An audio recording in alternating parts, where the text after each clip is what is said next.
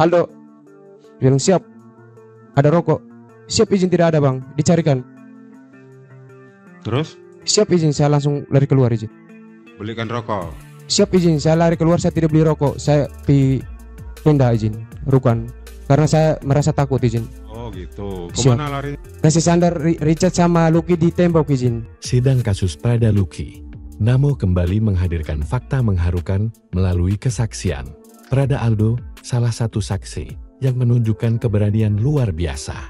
Dalam persidangan, Aldo mengaku rela tidak menuruti perintah seniornya saat oknum tersebut berniat melakukan penyiksaan terhadap Prada Lucky dan Prada Richard Bulan.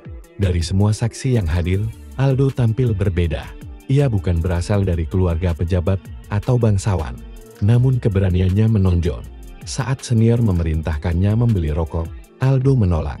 Mengetahui bahwa rokok tersebut akan digunakan untuk menyiksa dua rekannya yang ia anggap seperti saudara. Tidak hanya menolak perintah, Aldo juga berinisiatif mengumpulkan uang untuk membeli minyak sebagai bentuk usaha meringankan rasa sakit pada tubuh Lucky dan Richard yang terluka parah akibat penyiksaan. Malam itu, ia membawa selembar selimut, membentangkannya di atas kedua korban, bahkan merebahkan tubuhnya di antara mereka agar sedikit mengusir dingin dan rasa sakit.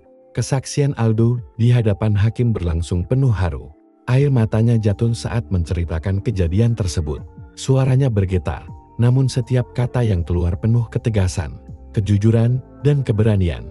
Menegaskan bahwa ia bersaksi bukan untuk pengakuan, melainkan karena nuraninya ingin memastikan keadilan tidak terkubur oleh kebohongan mereka yang kehilangan hati nurani.